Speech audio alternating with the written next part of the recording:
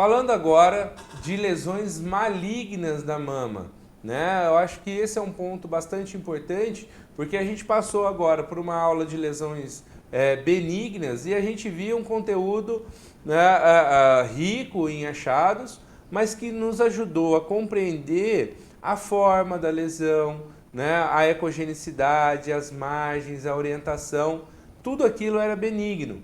Quando a gente olha para essas lesões malignas, elas têm que ter alguma coisa que me chama a atenção. Eu tenho que ter alguma ponderação para eu colocar no Lexo lá e dizer, olha, isso aqui não é benigno, né? O que é que eu posso ter aí desses achados? Vamos ver então. Ó, a mama pode gerar dois tipos histológicos de lesões, né? O tipo carcinoma in situ ou carcinoma invasivo, tá? O carcinoma in situ pro invasivo, se vocês lembrarem, acho que todo mundo já viu essa imagem aqui uma vez na vida, não é? Olha só, a gente tem desde a transformação lá do carcinoma ductal in situ, né, vindo de hiperplasias ductais ou lobulares atípicas, aí forma o carcinoma ductal ou lobular in situ e ele rompe a membrana basal. Quando ele rompe a membrana basal, ele se torna invasivo. Então, olha só, a gente tem, só para a gente ter uma ideia, esses trabalhos foram mostrando isso para a gente. A gente tem lá, hiperplasia ductal aumenta 1,5 vezes. Hiperplasia ductal ou lobular atípica aumenta 5 vezes a chance do paciente ter carcinoma. O próprio carcinoma ductal in situ e lobular in situ tem 10 vezes mais chance, obviamente, de chegar ao carcinoma invasivo. E achados que são benignos, como esse crescimento fibroblástico aqui, que é a cicatriz radial, ela não é maligna, mas ela geralmente está junto com as lesões malignas, né, e ajudam inclusive a fazer aquela reação demoplásica, a retração de tecido, né, que a gente tem aí advindo da reação demoplásica. Então, o in situ, né, ainda é uma neoplasia que não ultrapassou a membrana basal. Na mama, a gente tem vários subtipos histológicos. O mais comum, anotem aí, ó, o mais comum é o micropapilar, principalmente para quem vai para a prova aí de titulação, eles perguntam muito sobre isso. E ele pode ter necrose, né, do tipo comedo ou não comedo. Vejam, lá no início dos trabalhos, lá no ano 2003, lá no início dos trabalhos da mama com o estudo genético, a gente já percebia, né, que o seriamento aqui de BRCA1, BRCA2, P53, né, isso aqui estava muito relacionado com a predisposição da paciente a ter um carcinoma, tá? Aumentava muito a chance realmente. O que um carcinoma in situ demonstra na ultrassonografia? Ele pode ser um nódulo sólido com microlobulações ou com uma extensão ductal. Ele pode ser um ducto numa ectasia uniductal, unilateral de conteúdo heterogêneo. Ele pode ser só uma área de distorção arquitetural, vou mostrar isso para vocês agora, né? Pode ser uma lesão intracística, como a gente viu o cisto complicado, né? O cisto complexo ou nódulo sólido cístico. E pode ser microcisto agrupado atípico, né? Então, olha lá, um nódulo redondo, né, fazendo aí uma extensão para um ducto. Uma área de distorção arquitetural, vejam só, ligamento de Cooper foi retificado, ducto foi retificado, a pele ficou espessa, né? Então isso aqui é uma distorção arquitetural, não tem um nódulo definido, né, mas é sim aí um achado bastante suspeito. Né? Áreas, por exemplo, ó, espessamento da pele, com áreas de calcificação, distorção arquitetural, né? Olha só, olha o tamanho que a pele fez, olha a retração da pele aqui, né, para essas lesões, e isso é um fator importante. Né? Muitas vezes a gente vai lá para biopsiar nessas lesões, ó, a agulha aqui, ultrassonografia guiando procedimentos é excelente, a gente não deixa de achar a lesão, nem de conseguir um material, né, bastante interessante, bem direcionado, né, com a ultrassonografia. Já o carcinoma invasor tem vários subtipos, mas vejam que quase que a totalidade é de carcinoma ductal e lobular invasivo ou infiltrativo, né? A gente tem o carcinoma tubular, que é um pouco menos agressivo, o mucinoso, que é mais comum na pós-menopausa, e o medular, que é mais comum em jovens, todos eles têm bom prognóstico. A gente tem carcinoma apócrino, ele é até um pouquinho amolecido na hora de fazer a biópsia, né? A gente tem carcinoma papilar, papilífero infiltrativo, que é raro de acontecer, mas existe. E vejam, né? A intenção da ultrassonografia não é fazer essa diferenciação, isso aqui vai para a patologia, né? O que eu preciso entender é qual é o aspecto que esse tipo de carcinoma, esses tipos de carcinoma vão me demonstrar na ecografia. É isso que eu preciso entender. Eu tenho também, né, doença de Page, que acaba acometendo muito areola, papila, né? Então isso também é importante para aqueles estudos lá na primeira aula que a gente falou, colocar um bolsão de gel, tocar para estudar a papila, né? Pode ser que eu tenha carcinoma inflamatório, faz uma grande reação inflamatória na mama, geralmente tem aí carcinoma lobular, muitas vezes está associado, né? Muitas vezes até na hora do diagnóstico já tem muita metástase, já tem multicenticidade, né? E aí eu imagino o seguinte, o que eu tenho que buscar? Então presta muita atenção nisso. Esse é o ponto aqui para o Lexo, para a malignidade. Veja, na maior parte das vezes, quando eu olho para a forma do nódulo, ele é irregular. Eu tenho ovoide, redondo ou irregular. Olhando para isso, eu não tenho uma forma definida, por isso é chamada de irregular. Na maior parte das vezes, o maior eixo da lesão não é paralelo à pele, ele vai em direção à pele, ele é não paralelo. As margens não são circunscritas, eu não tenho uma boa interface da lesão com o tecido biológico, geralmente é hipoecóica em relação à gordura, pode vir a fazer sombra central, e se fizer uma sombra central sem calcificação, pessoal, pode ficar atento. Nós vamos chegar provavelmente a uma lesão aí de BIRAD 5 e vamos precisar de biópsia. Alterações de tecidos adjacentes, então retração de ligamento de Cooper, retração da pele, espessamento da pele, né, densificação da gordura, retificação de ducto, tudo isso é importante. Presença de microcalcificações, principalmente dentro da lesão. Isso sugere muito fortemente malignidade. E vascularização anárquica, uma vascularização abundante pelo nódulo. Esse tipo de fluxo não é normal, a gente viu nas lesões benignas. Às vezes é um vasinho entrando ali pequenininho, não é verdade? Então, prestem atenção aí nesse tipo de vascularização. Olha lá, vamos fazer um exercício, ó. Qual é a forma desse nódulo? Ovoide, redondo ou irregular? Irregular, eu não vejo nada aqui de forma ovoide, né, ou redondo, né? Nem vejo mais circunscrita, está fazendo sombra aqui, eu não vejo calcificação aqui no interior, né? Quer dizer, alguma coisa está errada com essa lesão. Olha lá, ó. Olha a retificação de ligamento de Cooper, né, de ducto para essa área. É até difícil de dizer que isso aqui é um nódulo, né? Olha só, né? Uma área de distorção, ó, tem uma imagem ali com microcalcificações, tá vendo? Ó? Né? Então, tudo isso aí chama muita atenção para esse tipo de lesão, de distorção arquitetural, né? Olha lá, olha essas duas imagens, pessoal. Ó, qual é a forma? Irregular. Ele é paralelo com a pele? Não, ele vai em direção à pele. Ele faz sombra acústica, ele não é circunscrito. Isso aqui é tudo BIRAD 5, né? Ou seja, eles têm muitos comemorativos, muitos achados para a malignidade. Olha esse, vai lá do peitoral até na pele, né? Cheio de vaso. Ó. Isso aqui é um fluxo chamado de fluxo desorganizado ou anárquico, né? Mais de uma lesão suspeita na mesma mama.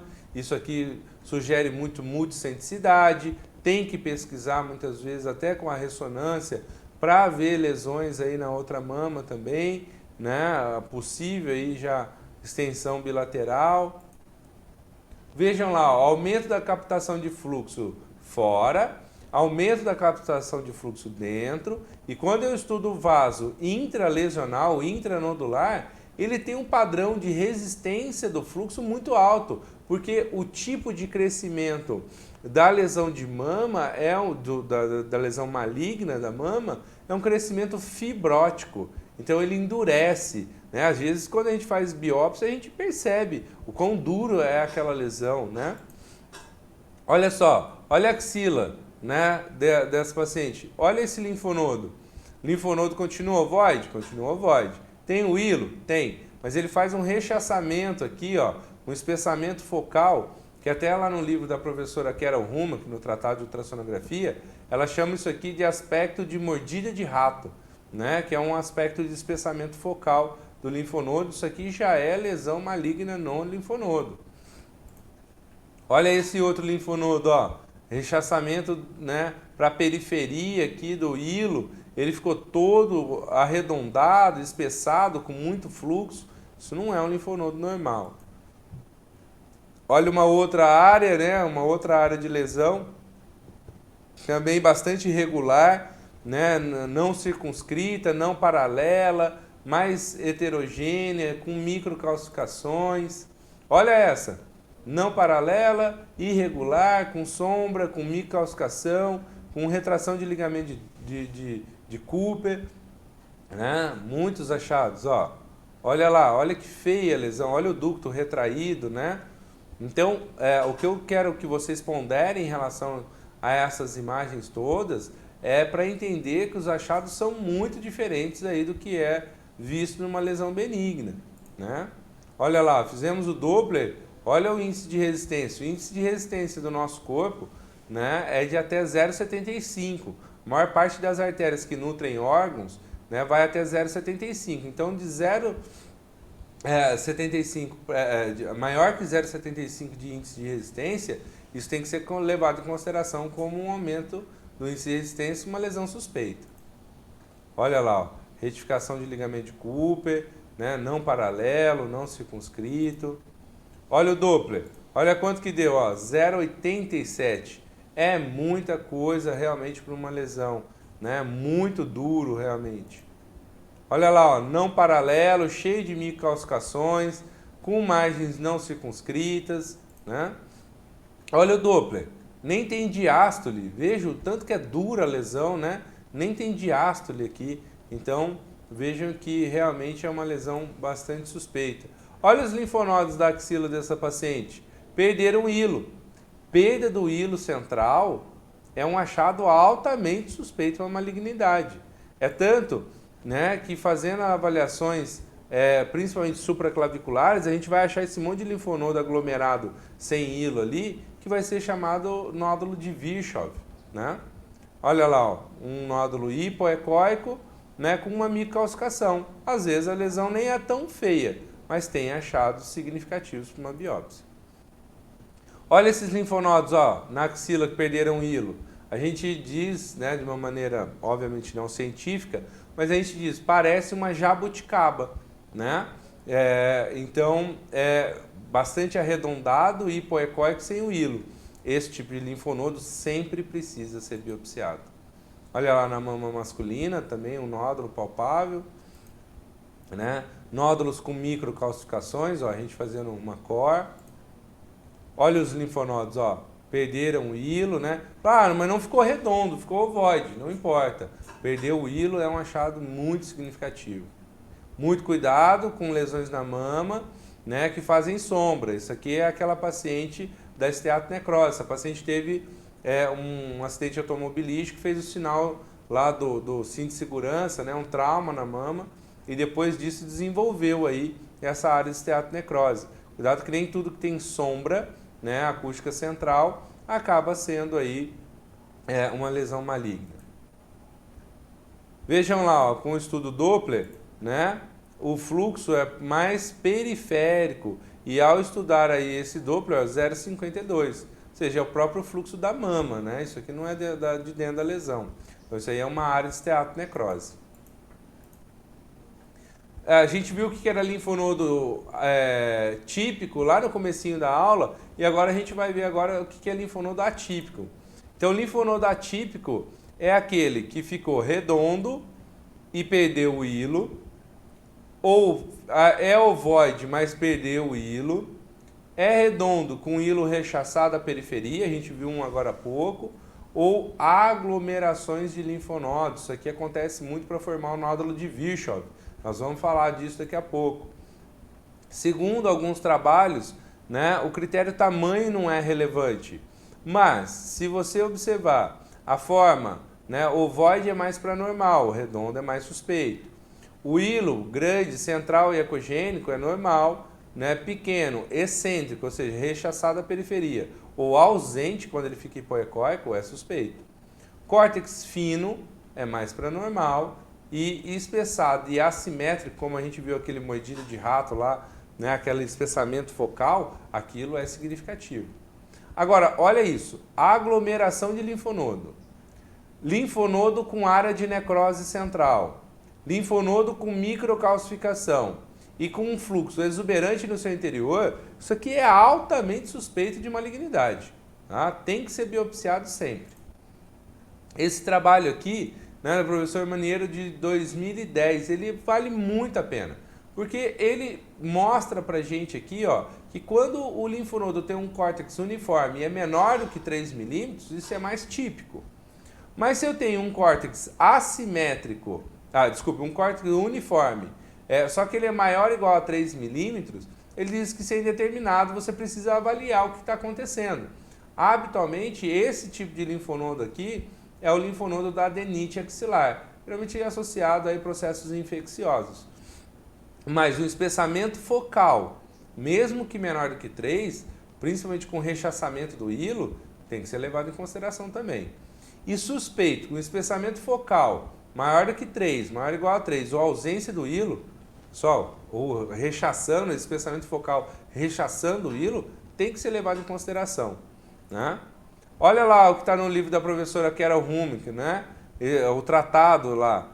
Ela dá as áreas de espessamento, tá vendo? Ó? Esse espessamento aqui que ela chama de aspecto em orelha de rato, esse que ela chama em aspecto de mordida de rato, né? O rechaçamento do hilo à periferia, ou ausência do hilo, ou o linfonodo, né? Acumular aqui microcalcificações, tudo isso aqui vai ser altamente suspeito de malignidade.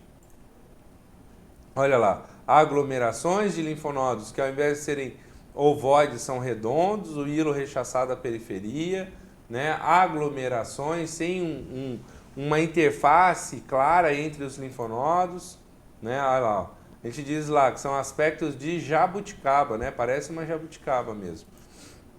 Vários aí, né? São só alguns exemplos. Olha o nódulo de Virchow, pessoal. O que é o nódulo de Virchow? É uma aglomeração de linfonodos atípicos, metastáticos, já na projeção supraclavicular. É aquele nódulo supraclavicular endurecido que a gente palpa, né? Olha lá, ó, a pleura está aqui, ó.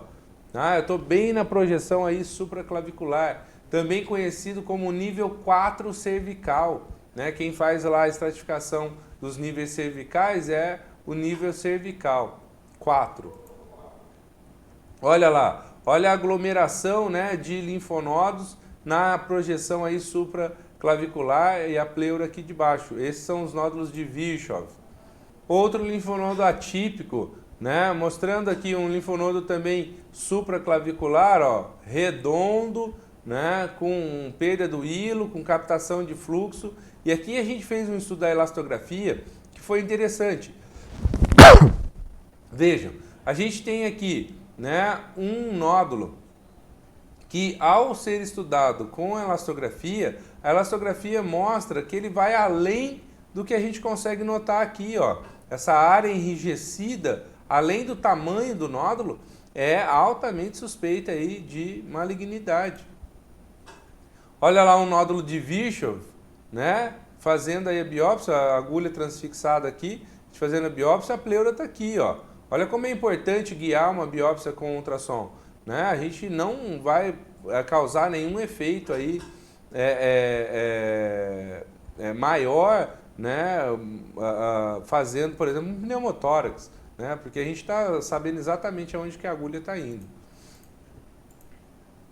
Olha lá, ó, todos os níveis, né?